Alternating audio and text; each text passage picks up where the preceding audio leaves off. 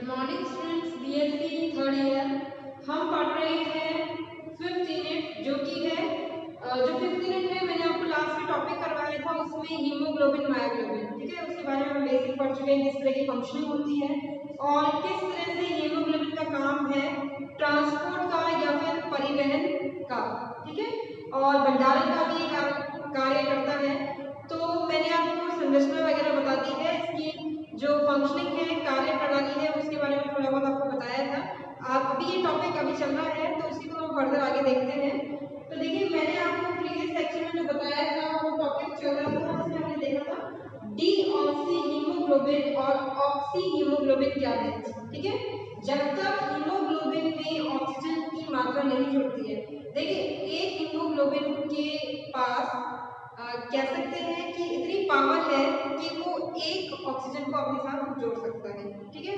तो जब उसके साथ ऑक्सीजन जुड़ जाता है तब तो वो कहलाता है ऑक्सी हीमोग्लोबिन, और जब तक उसके पास ऑक्सीजन नहीं है, वो वेकेंट है, तब तक वो होगा डीऑक्सी हीमोग्लोबिन, ठीक है। ये चीज आपको समझ में आ गई होगी किस तरह से 5 कोऑर्डिनेटेड या कह सकते हैं 5 समन्वय संख्या का संकुल बना था और 6 समन्वय संख्या में वो कन्वर्ट हो गया था, ठीक है। ये चीज हमने पढ़ी है प्रीवियस क्लास में, और इसके जो स्ट्रक्चर है उसकी तो आपको तो प्रैक्टिस करनी पड़ेगी। अगर आप इसको लर्न करने की कोशिश करेंगे तो आपको वो समझ में नहीं आएगा।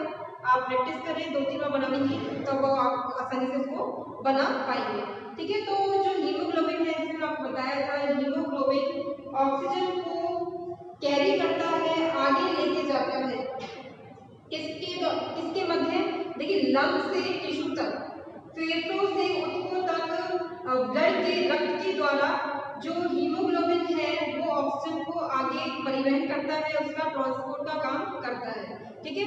जब टिश्यू तक ऑक्सीजन पहुंच जाती है, वहां तक उसने कैरी कर ली है, उसके आगे ये क्या करता है, मायोग्लोबिन को स्थानांतरित कर देता है, ट्रांसफर कर देता है अपने पास जो ऑक्सीजन है उसे, ठीक है। उसके बाद मायोग्लोबिन का काम है कि वो जो भी मेटाबॉलिक रिएक्शन होती है फर्दर, उसमें हीमोग्लोबिन जो हीमोग्लोबिन ने जो ऑक्सीजन दी थी मायोग्लोबिन को, वो मायोग्लोबिन आगे उस मेटाबॉलिक रिएक्शन के लिए प्रोवाइड कराता है, प्रदान करता है, ठीक है। अब आप यहाँ पे एक चीज और समझने की कोशिश करें।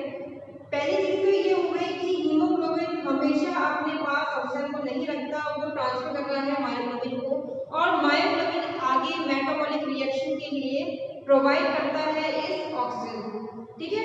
तो हीमोग्लोबिन मायोग्लोबिन में जो कह सकते हैं बिल्डिंग पावर कह लें या बिल्डिंग स्ट्रेंथ कह लें, हाई प्रेशर पे तो एक जैसी है, लेकिन जब प्रेशर डिक्रीज होता है, जब प्रेशर डिक्रीज होगा यानी मसल्स वगैरह में प्रेशर बहुत डाउन होता है, तो वहां पे क्या होता है कि हीमोग्लोबिन की बिल्डिंग पावर ऑक्सीजन से बिल्ड करने की, जुड़ने की क्षमता जो है होती है वो कम हो जाती है। इस वजह से वो जुड़ना नहीं पसंद करता, वो अपनी ऑक्सीजन जो उसके पास पहले से मौजूद है उसको वो दे देता है मायोग्लोबिन को, और मायोग्लोबिन उसका आगे उपयोग करता है किसी भी अपाचय अभिक्रिया या फिर जिसे हम कहते हैं मेटाबॉलिक रिएक्शन के लिए वो प्रोवाइड कराता है, पर आगे वाला काम करता है मायोग्लोबिन, क्योंकि उसकी बिल्डिंग पावर चाहे हाई प्रेशर हो चाहे लो प्रेशर हो, उसकी बिल्डिंग पावर हमेशा ठीक रहती है। बस हीमोग्लोबिन की हाई प्रेशर पे तो वो बिल्ड हो जाता है ऑक्सीजन से, लेकिन लोअर प्रेशर पे वो बिल्ड नहीं हो पाता है, वो ट्रांसफर कर देता है मायोग्लोबिन को, ठीक है। तो बस ये थोड़ा सा अंतर यहाँ पर आता है बिल्डिंग पावर का। तो नेक्स्ट आगे हिंदी मीडियम का लेक्चर है ये, थोड़ा सा थ्योरी लिख लेते हैं हीमोग्लोबिन मायोग्लोबिन के बारे में। जैसे मैंने आपको बताया था काफी लंबा टॉपिक है, क्योंकि इसमें देखिए बहुत सारे तरह के क्वेश्चन हो सकते हैं, मैं अभी बता नहीं सकती एग्जैक्ट क्या पूछ सकता है आपसे। हो सकता है वो फंक्शनिंग के बारे में पूछ ले, हो सकता है वो किस प्रकार से ट्रांसपोर्ट होता है उसके बारे में क्वेश्चन आ जाए, तो कह नहीं सकते। हम तो सारी इसकी थ्योरी समझ लेते हैं, कहीं से भी क्वेश्चन बन जाए आप उसका आंसर आसानी से दे पाएंगे।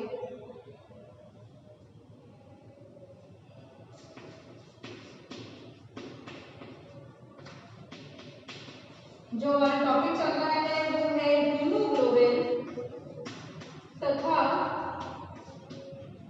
मायोग्लोबिन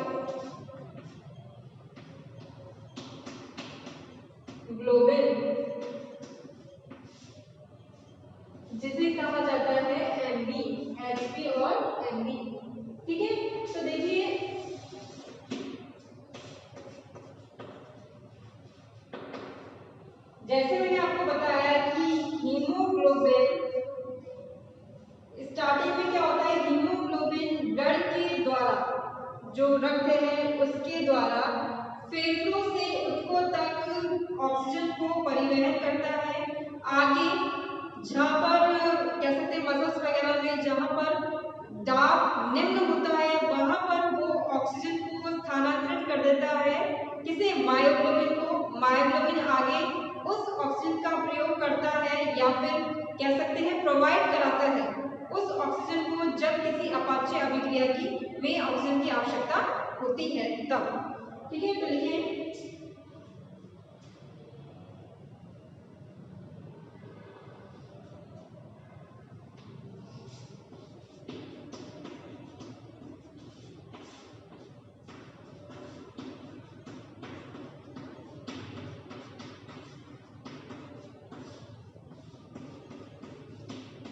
ऑक्सी हीमोग्लोबिन द्वारा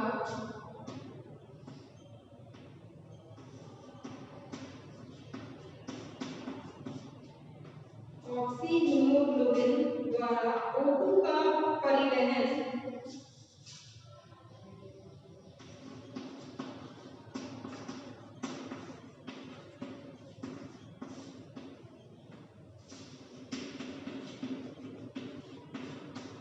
के माध्यम से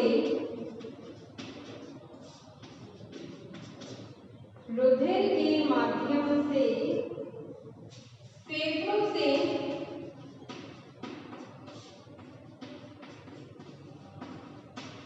ऊतकों तक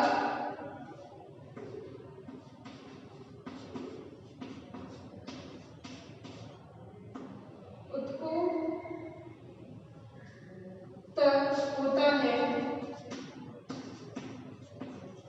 ठीक है, ऊतकों तक यानी टिश्यू तक।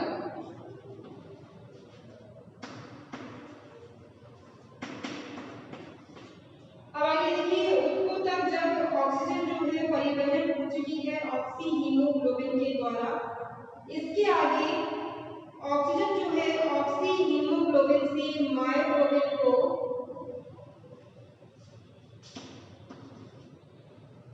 वहां ऑक्सी हीमोग्लोबिन से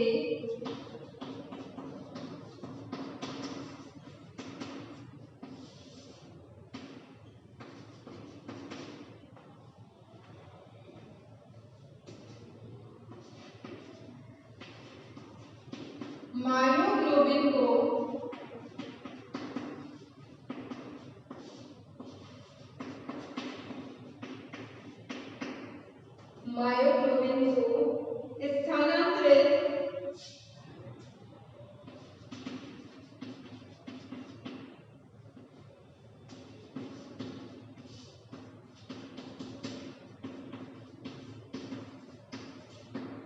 स्थानांतरित हो जाती है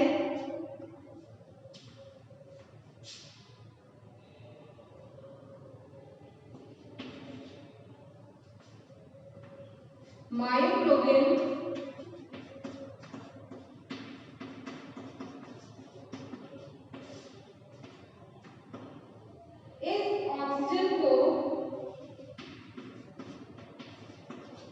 इस ऑक्सीजन को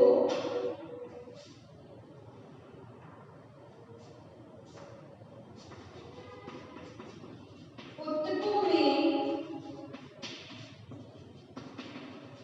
होने वाली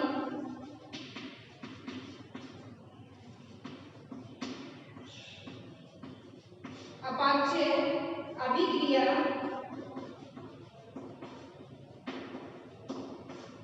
उपापचय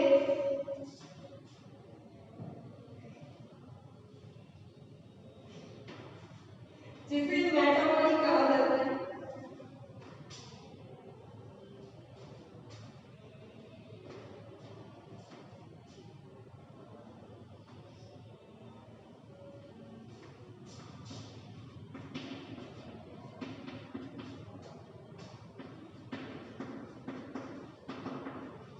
उपलब्ध करवाता है।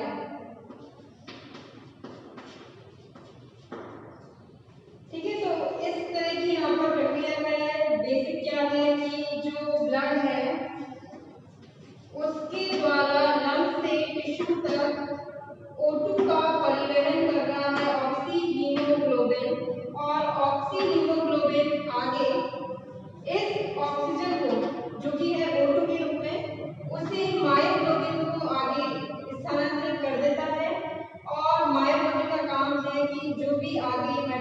रिएक्शन होती है जो कि टिश्यू के अंदर होती है, उसमें इस O2 को उपलब्ध करवाता है।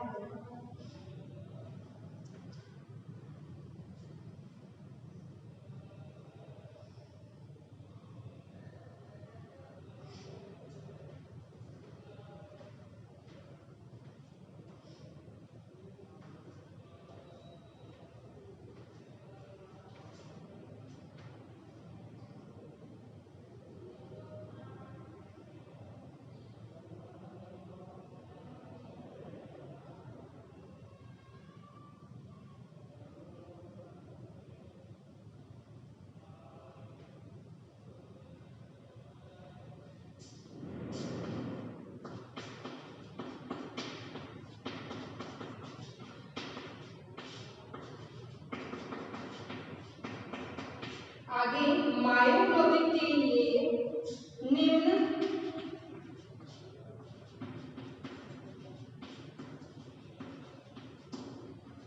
साम्य अवस्था अस्तित्व में है।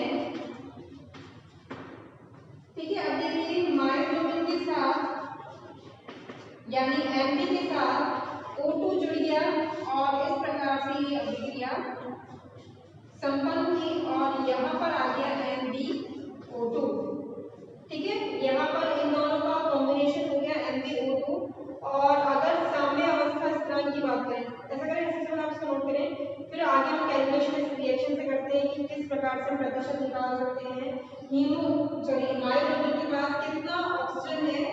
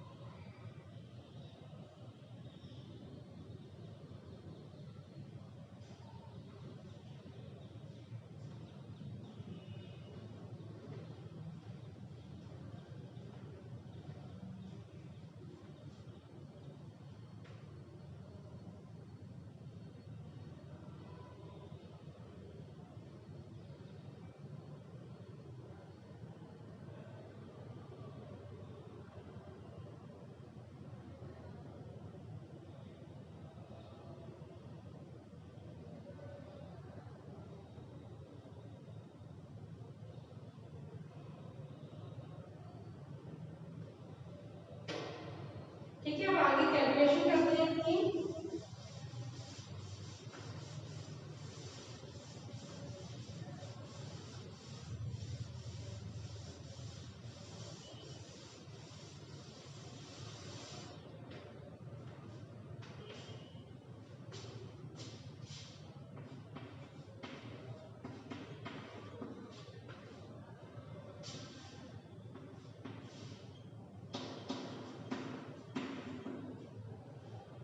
ठीक है, तो इस प्रकार से हमारा जो नया यौगिक है एमबी यानी मायोग्लोबिन के साथ जब ऑक्सीजन जुड़ता है तो इस प्रकार से MbO2 यौगिक प्राप्त होता है।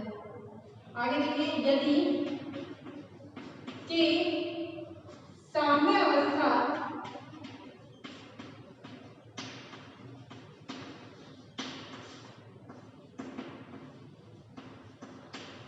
स्थिरांक है तो देखिए के जो है उसे हमने इक्विलिब्रियम कांस्टेंट यानी साम्य अवस्था स्थिरांक मान लिया, तो इस प्रकार से इसका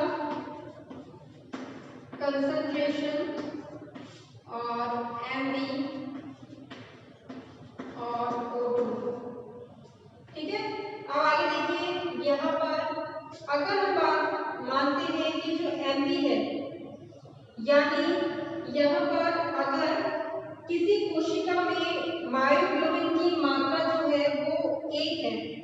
यदि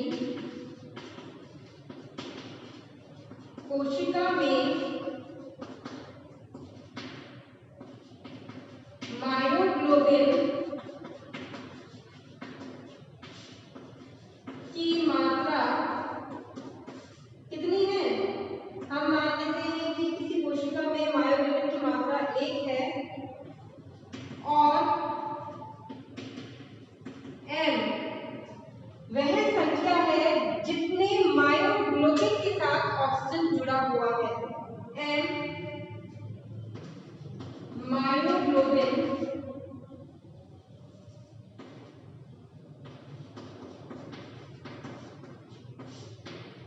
के द्वारा के साथ मायोग्लोबिन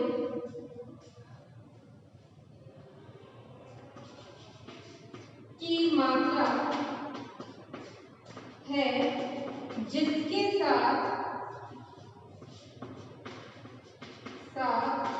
O2 जुड़ा है तथा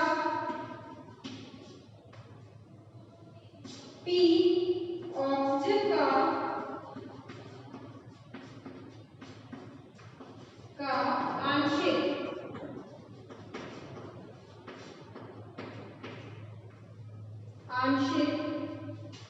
दाब है।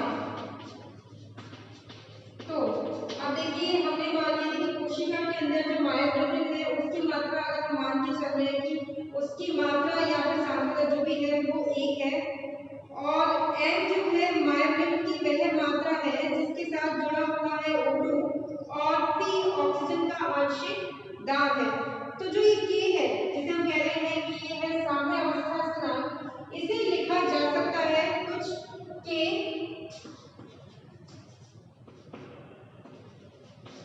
1 माइनस m और P। P क्या है यहाँ पर आंशिक दाब है ऑक्सीजन का, m है यहाँ पर उस मायोग्लोबिन की संख्या जिसके साथ ऑक्सीजन जुड़ा हुआ है। ठीक है,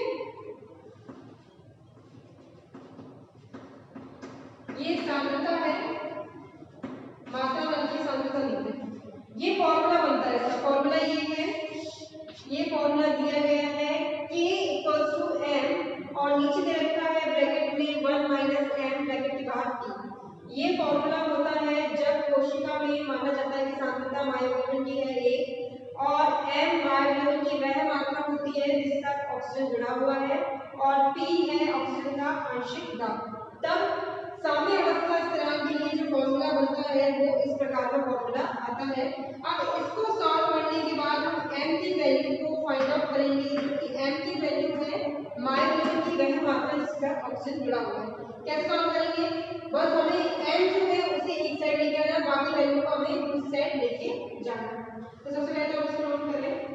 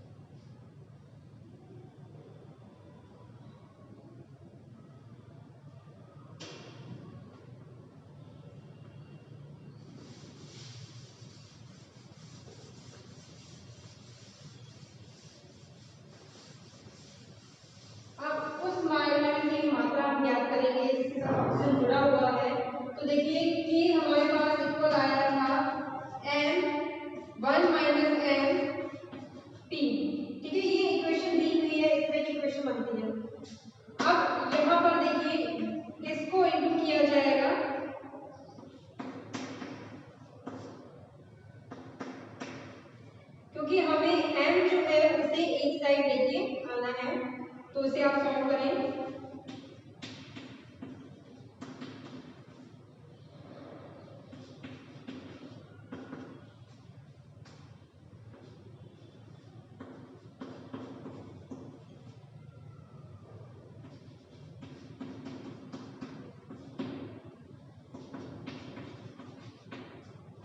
ठीक है, तो इस तरह से जब m की कैलकुलेशन की जाएगी, m का जो फॉर्मूला बनेगा वो बनेगा कुछ m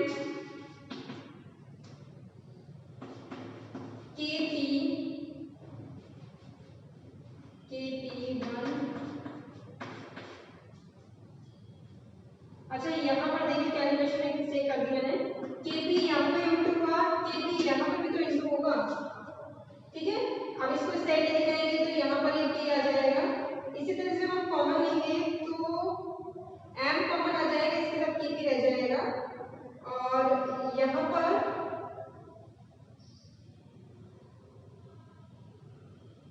इसके साथ kp आएगा। दोबारा से देखिए उसको, काफी मिस्टेक हो गई थी क्लास होने में।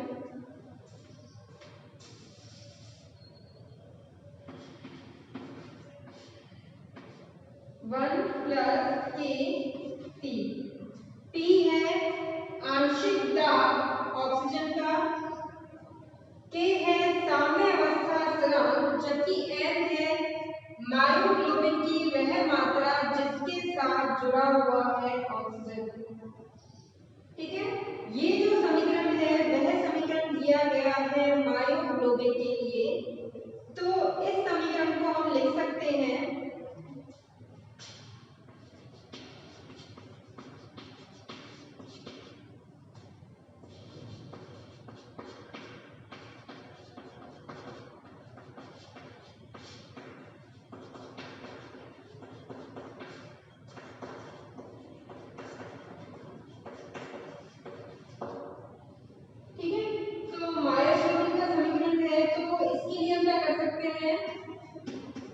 के जो है उसे आप लिखना पड़ेगा आपको के एम यहाँ पर है मायोग्लोबिन का सूचक के एम, यानी साम्य अवस्था स्थिरांक जो हो गया वो मायोग्लोबिन का हो गया। ठीक है, के एम लिख दिया या के एम लिख देते हैं और कैसा, अगर आपको किसी प्रकार की कंफ्यूजन ना हो तो।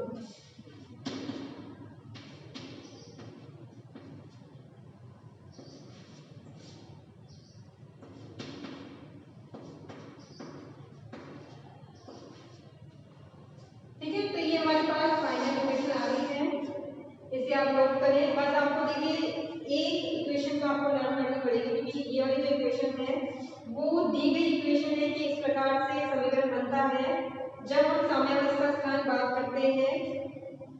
मायोग्लोबिन की संख्या जिसके साथ ऑक्सीजन जुड़ा हुआ है वो m है। इसके अलावा जो मायोग्लोबिन की सांद्रता है, कोशिका वेग अगर उसको मान लेते हैं वो 1 है, और p आंशिक दाब है ऑक्सीजन का, तब ये समीकरण बनता है और उसी समीकरण से आप इसकी कैलकुलेशन करेंगे। ठीक है, तो नोट करें इसे।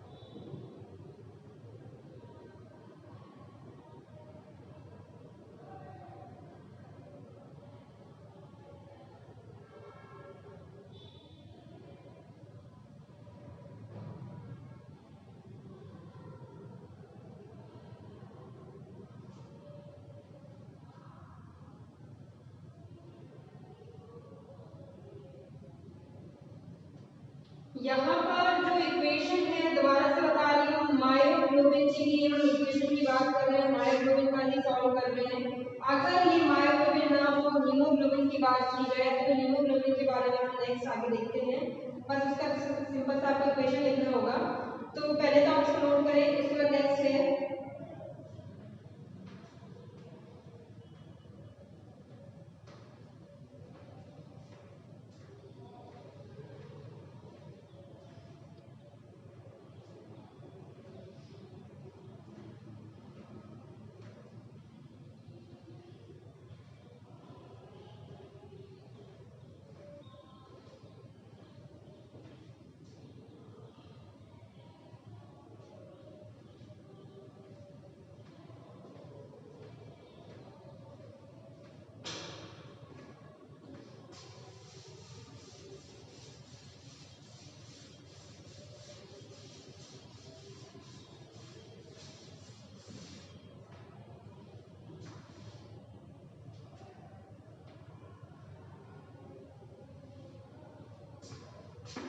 हीमोग्लोबिन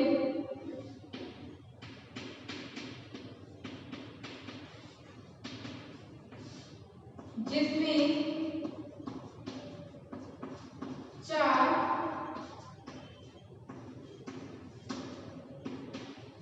इकाइयां हो, उप इकाइयां हो के लिए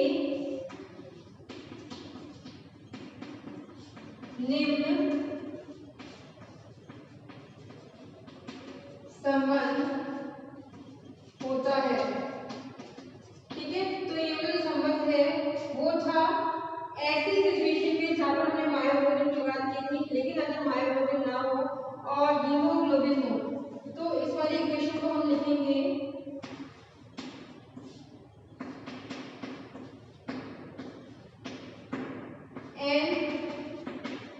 N2.8। यहाँ N का मान pH पर निर्भर करता है। ठीक है, तो pH पर ये निर्भर करेगा N का मान, और इस प्रकार की हीमोग्लोबिन जिसमें 4 उप इकाइयां होती है उसके लिए इस प्रकार की संरचना, इस प्रकार की कह सकते हैं कि एक रिएक्शन बनती है या फॉर्मूला बनता है, जबकि ये वाला जो फॉर्मूला है वो मायोग्लोबिन के लिए है।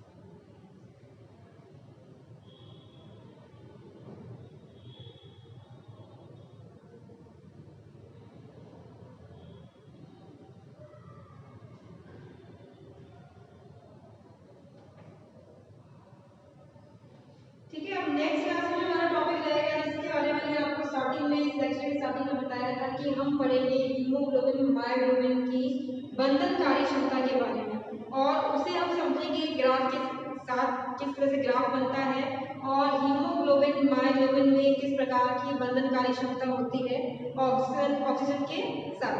ठीक है, तो नेक्स्ट क्लास में आज का